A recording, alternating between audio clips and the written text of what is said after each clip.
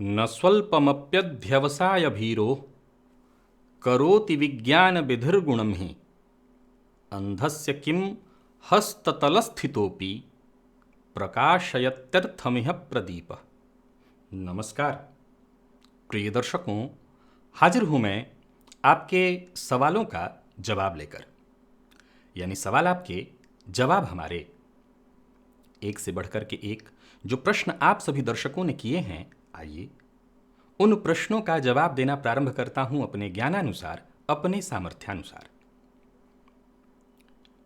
न स्वल्पमप्यध्यवसायभीरो करोति विज्ञान विधिर्गुणम ही। बहुतेरे शास्त्र पढ़े हों, खूब शास्त्र का ज्ञान हो, परंतु परिश्रम से भागते हों। ज्ञान बहुत है, ज्ञान की बात करें तो खूब ज्ञान, लेकिन बात परिश्रम की आए तो उससे भाग रहे हों। यहाँ ये शास्त्र का पढ़ना भी कोई विशेष मददगार साबित नहीं होगा। वैसे ही जैसे शास्त्रकार कहते हैं, अंधस्य किम हस्ततलस्थितोपि। जिसको दिखाई न पड़ रहा हो, ऐसे नेत्रहीन के हाथ में अगर दिया दे दिया जाए तो क्या वो दिया उस व्यक्ति को वस्तु का साक्ष्य करा सकता है? जवाब है नहीं। उस दिए से जिसके पास नेत्र नहीं है उसका कोई भला नहीं होगा। चलिए प्रारंभ करते हैं। प्रश्न सबसे पहले शास्त्री लखनपाल शर्मा जी हैं, ठीक है।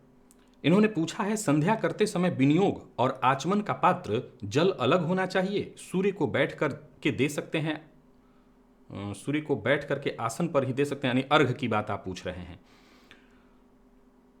देखिए, मैं सबसे पहले तो आपको बता दूं कि संध्या करते समय विनियोग और आचमन, इन सभी चीजों का जल एक जगह, और अर्घ्य जिससे सूर्य को देना है वो जल एक जगह होना चाहिए।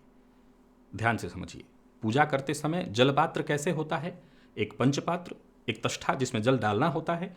तो पंचपात्र बाईं तरफ, तष्ठा दाहिनी तरफ, और एक जल पात्र और होना चाहिए जो सूर्य को अर्घ्य देने के लिए रखा जाता है, वो दाहिनी तरफ।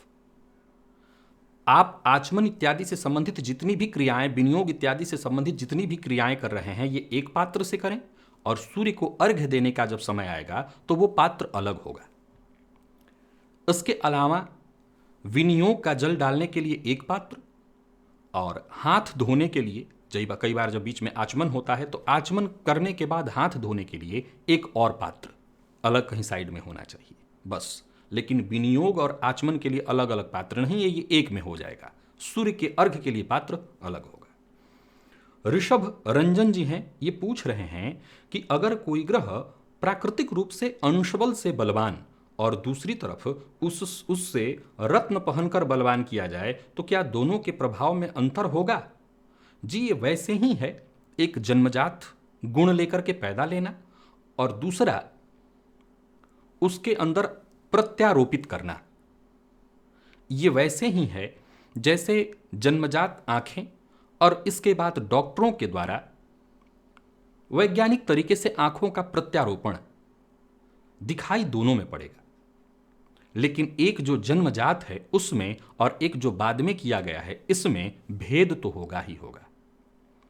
एक प्राकृतिक रूप से बलवान, और दूसरा बलवान बनने के लिए बहुत तरह का प्रयोग। ऐसा नहीं है कि दूसरा बलवान नहीं होगा, बलवान होगा, लेकिन जो दूसरा वाला बलवान हुआ है वो संभव है कि वो बलवान होने में कई तरह की दवाओं का प्रयोग किया होगा, और हर दवा का साइड इफेक्ट भी होता है।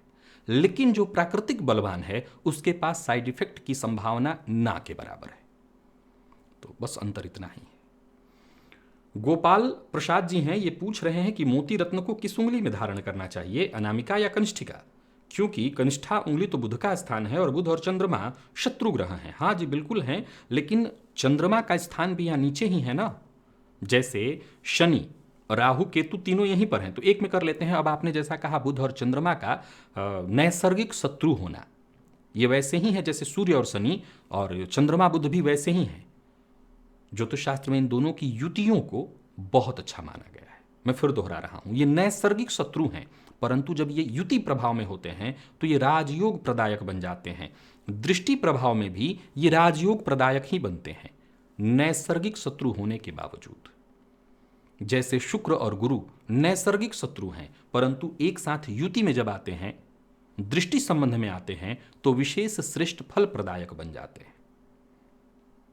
सो चंद्रमा के लिए कनिष्ठा कई बार विद्वांजन तर्जनी में भी मोती को पहनाते हैं, परंतु कनिष्ठा में पहना जाएगा। शशि प्रकाश त्रिपाठी हैं, ये पूछ रहे हैं कि कुंडली में कोई ग्रह उच्च का होने से बहुत लाभ होता है, लेकिन चंद्रमा के उच्च होने से क्या लाभ होता है? सभी चीजों में बलवान होने से? बस वैसे ही समझ लीजिए, बड़ा सरलता से आपको समझना होगा। सूर्य और चंद्रमा दो ग्रह हैं, ऐसे दो ग्रह हैं, ये पंच तारा ग्रह से अलग हैं। पंच तारा ग्रह मंगल बुध गुरु शुक्र शनि। अब सूर्य आत्मा के कारक, ये बलि हो जाए तो समझ लीजिए पूरी कुंडली बलि। चंद्रमा वैसे ही है, कुंडली में बलवान केंद्रगत हो तो बस पूरी कुंडली बलि। क्यों? एक आत्मा है, आत्मविश्वास, एक मन है। मन अगर मजबूत अवस्था में हो तो मन एव मनुष्याणाम कारणम बंध मोक्षयो हो। अगर आध्यात्मिक दृष्टिकोण से देखें तो मन का मजबूत होना, मन का मजबूती से सही दिशा में जाना। कमजोर मन किसी भी दिशा में आपको ले जा सकता है, बलवान मन भी चंचल होता है। जैसे कमजोर मन चंचल, अति चंचल होता है, बहकावे और भटकावे में आ जाता है, वैसे ही बलवान मन भी चंचल होता है, लेकिन उस पर नियंत्रण आसानी से हो जाता है। इसीलिए सूर्य और चंद्रमा का बलि होना हर मामले में सहयोगी होगा। शुभम गुप्ता जी ने पूछा है कि नाक छेदन का उपाय कब किया जाता है? मेरे मिथुन लग्न के लग्नेश बुध अष्टम में हैं, अकेले हैं, क्या मैं नाक छेदन करवा सकता हूं? मेरी बुद्धि काम ही नहीं कर रही है। हां साहब, आपके इस प्रश्न से तो मुझे भी लग रहा है कि बुद्धि काम कहां कर रही होगी। क्या जवाब दूं मैं इसका? निसंदेह ये आपका प्रश्न नहीं है, ये लाल किताब से है। और मैंने भी एक बार समर्थन में ही कहा था, अभी भी कहता हूं कि लाल किताब में कई ऐसी बातें बताई गई थी जो हम आम लोगों के लिए सही है। अब नाक का छेदन करवाना कर्ण वेद संस्कार हमारे सनातन धर्म में है, क्योंकि पुरुषों में, स्त्रियों में तो कराना ही कराना है, पुरुषों के लिए इसकी बहुत आवश्यकता है। वीर्य प्रवाह को स्थिर करने के लिए कर्ण वेद संस्कार कराया जाता है। बाकी आपको कुछ करने की आवश्यकता नहीं है। बुध को बलवान करने का कुछ और रास्ता ढूंढिए। अब नाक छेदन करवाना, कल से चूड़ी पहनना, इस तरह की तो आवश्यकता मैं कभी नहीं कहूँगा। पता चला कि माँ बाप बहुत खुश हुए थे, बाबू हुआ बाबू हुआ बाबू हुआ, अब बाबू चूड़ी पहन के घूमे, ये अच्छा लगेगा? तो ठीक है, पता नहीं उस समय कौन सी स्थिति रही होगी, किस कारण से इस तरह के उपाय बनाए गए, परंतु वो कराने की कभी गलती मत करिए। अब नाक कान छेदने से ग्रह ठीक करना हो तो मुझे लगता है कि जरूरत उसकी नहीं है। उसकी जगह आप दूसरा रास्ता अपनाइए। बुध को बलवान करने के लिए गणेश जी की आराधना करिए, गणेश जी के मंदिर में जाइए, बुध के मंत्र का जप करिए, ये ज़्यादा अच्छा है। सागर सिंघल जी हैं, ये पूछ रहे हैं कि संध्या काल की पूजा किस समय तक कर सकते हैं? बस सूर्यास्त तक। सूर्यास्त जिस समय हो रहा वही समय है, उसी समय गोधूली का समय, उसी समय पूजा कर लीजिए, गोद दिया दिखाने से लेकर के हर कुछ। और शर्मिष्ठा राणा पूछ रही हैं कि अमावस्या पर पितरों की पूजा कैसे और कब करें, और कोई और दिन भी हो सकता है? अष्टमी से, कृष्ण पक्ष की अष्टमी से लेकर अमावस्या तक, विशेषकर एकादशी से अमावस्या तक पितरों की पूजा विशेष रूप से की जाती है। अमावस्या के दिन वो बेहद करीब होते हैं, सो अमावस्या के दिन पितरों की पूजा में दो तीन ही चीजें मुख्य है। पहले तो तर्पण, नदी इत्यादि में जहां भी आपके पास व्यवस्था हो वहां पर तर्पण किया जाए, उनको तर्पण देना होता है। और दूसरा भोजन कराना, चाहे वो ब्राह्मण भोजन के रूप में हो या जैसे भी हो। हाँ, नियम तो ब्राह्मण भोजन ही है, तो इस विधि से उनकी विशेष पूजा होती है। बाकी और कोई कर्मकांड विशेष वैसे नहीं है। यही दो चीजें मुख्य हैं पितरों की आराधना में। और बाबूराम मौर्य ये पूछ रहे हैं कि क्या रविवार को बेल वृक्ष की जड़ में जल दिया जा सकता है? जी बिल्कुल दिया जा सकता है। सूर्य को बलि करने के लिए ये भी एक उपाय है, किया जा सकता है। राजू गुप्ता हैं, इन्होंने पूछा है कि विषयोग और चंद्र पीड़ित होने पर क्या हमें मोती चांदी पहनना चाहिए? इनसे मोती और चांदी दोनों से दूरी बना करके रखें, ये पूछ रहे हैं। पहले तो विषयोग की परिभाषा आपने मेरे पास कई बार सुनी होगी। निस्संदेह जन्म कुंडली में बनने वाला एक बड़ा दुर्योग है, जैसे कि यमद्रुम योग वैसे ही विषयोग। चंद्रमा और शनि के बीच की दूरी को देखिए, क्या 12 अंश से अधिक की दूरी है? उसमें भी ये ध्यान रखना है कि चंद्रमा शीघ्र गति वाले ग्रह हैं। अगर ये 12 अंश से आगे चले गए हैं तब तो आप बड़े प्रेम से मोती इत्यादि धारण करिए। लेकिन शनि अगर आगे हैं और चंद्रमा पीछे हैं तब फिर उस अवस्था में ये प्रबल विषयोग होगा, और उसमें पूरी स्थिति को भली भांति जान करके ही कि आप किस लग्न की कुंडली देख रहे हैं इत्यादि, तभी मोती धारण करने की सलाह दी जा सकती है। अन्यथा मैं मोती धारण करने की सलाह नहीं दूंगा। ये प्रश्न राहुल शर्मा जी का है। इन्होंने पूछा है कि पूजा पाठ जप ध्यान साधना के दौरान आसन का प्रयोग सदैव करते हैं, किंतु जब कोई जातक नीचे जमीन पर बैठने में असमर्थ हो तो क्या वह कुर्सी पर बैठकर आराधना कर सकता है? अगर कर सकता है तो फिर आसन का प्रयोग कहां करना उचित होगा, कुर्सी पर या फिर अपने पांव के नीचे, या दोनों? देखिए, सबसे पहले यह जानना जरूरी है, सबसे पहले जानिए, हमारा जो सनातन धर्म है वो बेहद लचीला है, इसीलिए ये सनातन है। इसमें परिस्थितियों के हिसाब से इसमें कभी ऐसा दबाव नहीं दिया गया कि यही करोगे तो परमात्मा मिलेंगे, वैसा ही करोगे तो परमात्मा मिलेंगे। आप साधना करिए, हर परिस्थिति में आपको परमात्मा मिलेंगे। अब सवाल खड़ा हो जाता है कि जब पूजा पाठ के दौरान आसन पर अगर कोई नहीं बैठ सकता तो कोई दिक्कत नहीं है, वो कुर्सी पर बैठ जाए, कुर्सी पर ही आसन बिछाया जाए, पैर नीचे रहेगा, कोई दिक्कत नहीं। पैर के नीचे भी कोई और चीज डाल के रख दीजिए, लेकिन कुर्सी पर आसन डालकर उस पर बैठना होगा। हां, उसमें कोई ऐसी दिक्कत नहीं, क्योंकि आपने पहले ही कहा असमर्थ है। इसीलिए तो इतनी जो पूजा पाठ की स्थितियां होती हैं उसमें बाल, वृद्ध, रोगी के लिए सब मनाही हो जाती, कोई दिक्कत नहीं, आप हर तरह से स्वतंत्र हैं। तो जो असमर्थ है, बात ही खत्म उसके लिए, वो जिस विधि से करे। करना जरूरी है, ये जरूरी नहीं है कि आसन पर बैठना जरूरी है, जरूरी है कि वो करे, चाहे जैसे भी करे। यहां तक कि वो कुर्सी पर बैठने में भी असमर्थ है तो बेड पर बैठ करके कर ले, उसके लिए वो भी छूट है, परिस्थितियों को देखते हुए। जीवन, ये क्या नाम है, या जीवन, ठीक है, यही आपका नाम है। आपने पूछा है कि अगर किसी ब्राह्मण ने मांसाहार कर लिया हो कम उम्र में किसी अपने दोस्त के बहकावे में आकर, और उसको इसका बहुत पश्चाताप हो, वह कैसे अपने इस अधर्म की माफी मांगे, कैसे पश्चाताप करे? देखिए साहब, एक छोटी सी बात आपको बताता हूं। निसंदेह ये बुरा है, लेकिन आपने अपने सवाल का जवाब स्वयं ही दिया ना, बहकावे में आकर। ब्राह्मण मांसाहार करे, ब्राह्मण मद्यपान करे, इससे बड़ा अति उत्कट पापों में से ये एक है, विशेषकर मद्यपान करना ब्राह्मण का अति उत्कट पाप। मैंने पूर्व में भी कई बार इसका जिक्र किया है। तो ये पाप है, लेकिन आपने जैसा कहा कि बाल्यकाल में तब ना समझी थी, समझ उतनी नहीं थी, सो बहकावे में आकर के कर लिया। बहकावे में आकर के कर लिया, कोई बात नहीं, कोई दोष नहीं। और मैं समझता हूं कि इसके लिए आप अपने किसी गुरु से के पास जाइए, कोई भी एक ऐसा गुरु, आपके पुरोहित हों, आपके गुरु हों, और वो अगर अपने मुंह से एक बार कह दें आपको कि इसमें कोई दोष नहीं, क्योंकि मुझे ऐसा लगता है कि वो कह देंगे, आप पश्चाताप तो कर रहे हैं ना। जानबूझ के किया जाना, फिर दोबारा किया जाना, स्वाद के लिए किया जाना, यह महापाप है और इसका दंड भोगना होगा। लेकिन अगर आपने अनजाने में किया है और इस अनजाने दोष से मुक्ति हेतु आपका कोई गुरु, और अगर आपका कोई पुरोहित जो आपका हित देखता हो, वो अपने मुंह से एक बार कह दे कि इसमें अब कोई दोष नहीं होगा, कोई बात नहीं, तो आप दोष मुक्त हो जाएंगे। उसके लिए किसी और पश्चाताप की आवश्यकता ही नहीं है। तो आप कभी भी अपने कोई गुरु, जिनको भी आपके माता पिता गुरु मानते हो, या किसी को भी उनको गुरु मानते हैं, आप उनसे जाकर के उनके मुंह से एक बार कहवा लीजिए, बस केवल उसी से हो जाएगा, क्योंकि यहां गलती जानबूझ के नहीं की गई है। मानसी चौहान जी हैं, ये पूछ रहे हैं कि दान करते समय खुद के हाथ से करने पर वह पुण्य मिलता है या फिर केवल धन लगाने से भी फल मिलता है? धन लगाने से भी मिलता है, लेकिन असल में दान या कोई भी धार्मिक कृत्य वो ज्यादा करने का महत्व नहीं है। ये बात बहुत ध्यान से सुनिए और समझिए।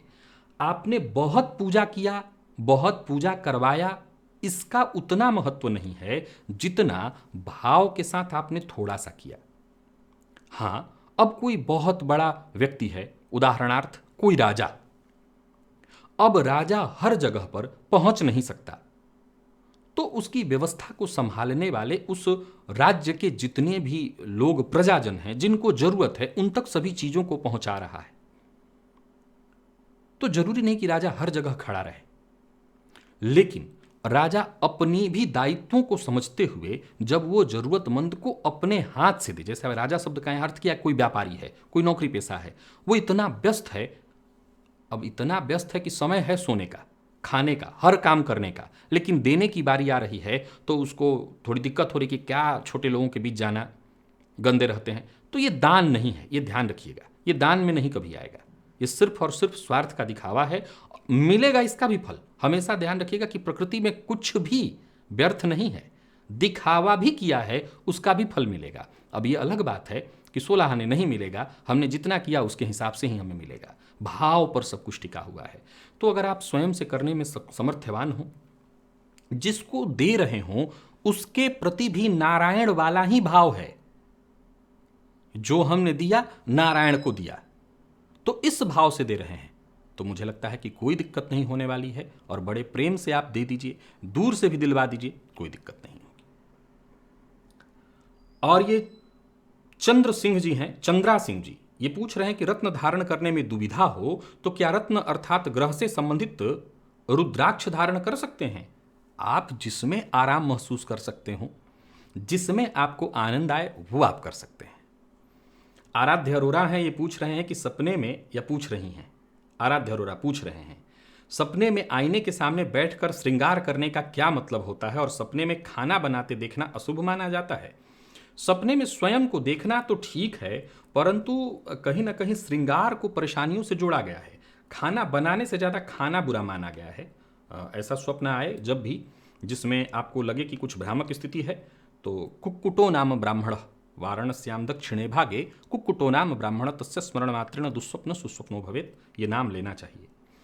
प्रतीक राज द्विवेदी, ये ज़्यादातर सभी प्रश्न स्वप्न के अब यहाँ से हैं। इन्होंने पूछा है कि स्वप्न में भूत बाधा का दिखना और फिर काशी में शिवलिंग के सम्मुख उसका खत्म होता दिखना किस बात की सूचना है? ये मनोदशा की सूचना है। आप किसी तरह की परेशानी से जूझ रहे हैं और उससे मुक्ति के रास्ते भी आप स्वयं ही ढूंढ रहे हैं। प्रज्ञा कौशिक जी ने पूछा है कि पूर्णिमा का संकल्पित व्रत यदि अशौच के कारण न किया गया हो तो पुनः किस प्रकार शुरू करें? प्रज्ञा जी, मैंने बताया है अपने कार्यक्रमों में एक नहीं कई एक दफे कि जब भी कोई व्रत आप करते हो तो उस व्रत का खंडन न हो, इसलिए अशौचावस्था में आप व्रत अर्थात जैसे भी रहते थे, निराहार रहते थे तो निराहार इत्यादि जैसे रहते थे रहिए, और फिर जब वो अशौच समाप्त हो जाएगा आप उसी नियम से कर सकते हैं, आपका व्रत खंडित नहीं माना जाएगा।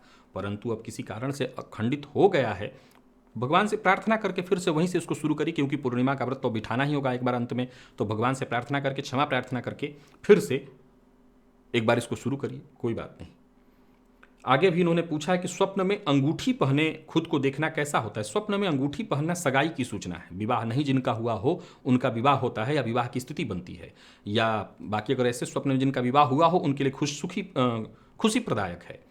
और अपने गुरु जी का स्नेह स्वप्न में मिलना क्या संकेत देता है? अगर गुरु का स्वप्न में दर्शन हो, गुरु से स्नेह प्राप्त हो, तो ये हर तरह से जीवन में उत्थान की सूचना है। दीप्तांजन शर्मा ने पूछा है, स्वप्न में अगर कुत्ते दिखाई पड़े तो इसका क्या अर्थ होता है? स्वप्न में कुत्तों का दिखना अच्छे मित्र की प्राप्ति को दर्शाता है। भविष्य में आपको अच्छे मित्र मिलेंगे और अच्छे मित्रों की मदद से आपका काम बनने वाला है। शशि दाऊदी, शशि जी ने पूछा है, सपनों में अच्छा, अगर सपनों में या सपनों में सफेद कपड़े पहने काली दाढ़ी वाले ऋषि मुनि जैसे दिखने वाले महापुरुष को देखें तो उसका क्या मतलब? सपनों में या सपने में? एक बार देखा या कई एक बार देखा? एक बार देखा। स्वप्न में ऋषि महात्मा का दर्शन बहुत अच्छा माना गया है। स्वप्न में ऋषि महात्मा को देखना, उनके द्वारा आशीर्वाद देना, उनके द्वारा आशीर्वचन कहना, उनके द्वारा आपको कुछ भी कहना, वो अक्षरशः सिद्ध होता है, सत्य होता है। तो स्वप्न में इस तरह के श्वेत वस्त्रधारी, श्वेतांबरधारी, पीतांबरधारी ऋषियों का दर्शन, मुनियों का दर्शन, ब्राह्मण का दर्शन, गुरु का दर्शन बहुत अच्छा माना गया है। ज्योतिषी का दर्शन भी। और अंजना शर्मा जी ने पूछा है कि सपने में अगर आंखों में काजल लगाएं, नहीं, सपने में आंखों में काजल लगाने का क्या मतलब होता है और शिवलिंग को देखने का क्या मतलब होता है। सपने तो आप लोगों को बड़े कमाल के आ रहे हैं, ये सारे सपने बड़े कमाल के हैं। स्वप्न में अंजन लगाना आकस्मिक धन लाभ प्रदायक है और शिव पूजन करना भी आकस्मिक धन प्रदायक ही है। तो अगला वही प्रश्न रोहित यादव जी का है। ये पूछ रहे हैं कि मुझे बार बार ऊंचाई के स्वप्न आते हैं, जैसे मैं किसी इमारत पर हूँ या किसी ऊंची गाड़ी पर बैठा हूँ, गिरने का डर भी लगता है। देखिए, स्वप्न में ऊंचाई पर देखना, अपने आप को ऊंचाई को देखना महत्वाकांक्षा की सूचना है। और स्वप्न में पहाड़ इत्यादि पर या किसी ऊंची जगह पर चढ़ना, ऊंची इमारत पर चढ़ना भी आपको कहीं ना कहीं सफलता की ही सूचना है। कोई परीक्षा या किसी तरह की परेशानी से हो तो मुक्ति या शीघ्रातिशीघ्र आने वाले समय में आप बुलंदी छूने वाले हैं, सफलता प्राप्त करने वाले हैं। तो स्वप्न में ऊंचाई को देखना बहुत बढ़िया माना गया है।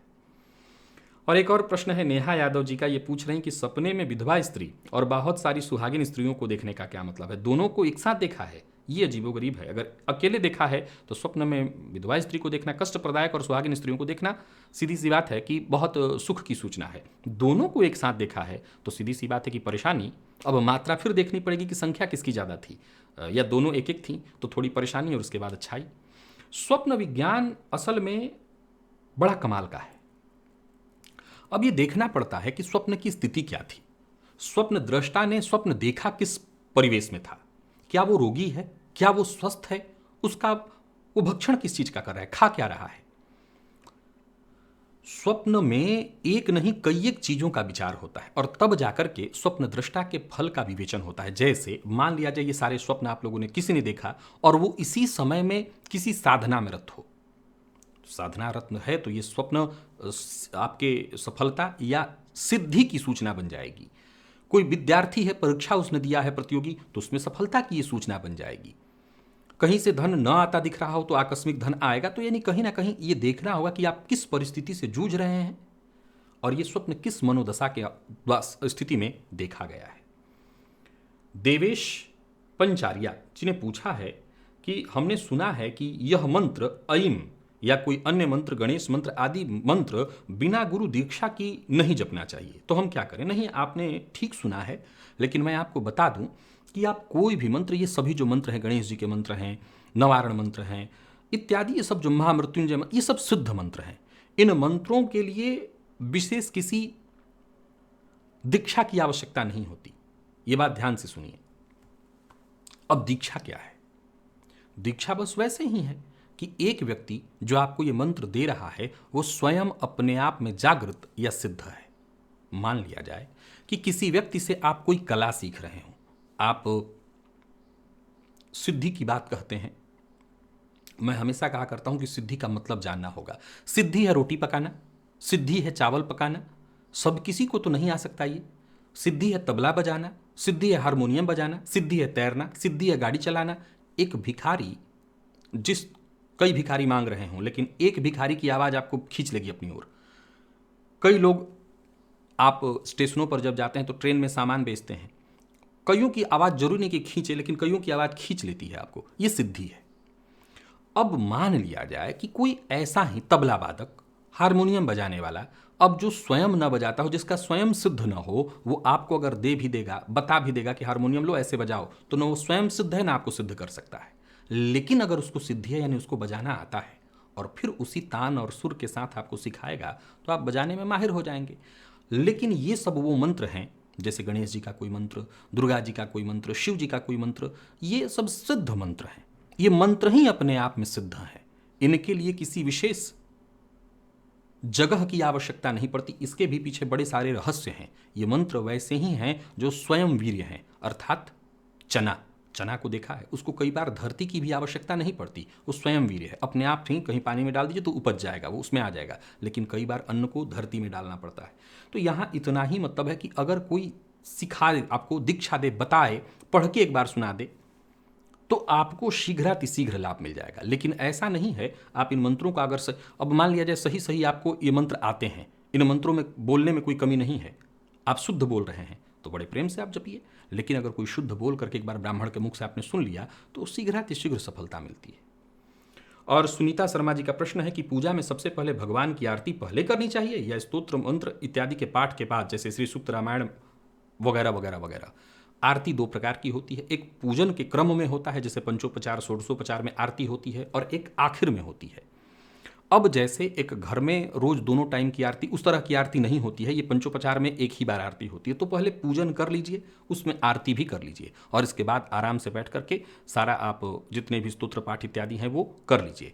या एक तरीका ये है कि आप पंचोपचार पूजन के बीच में ही अगर स्तोत्र पाठ करना शुरू करके तब आरती करना चाहते हैं, वैसे उचित है नहीं है।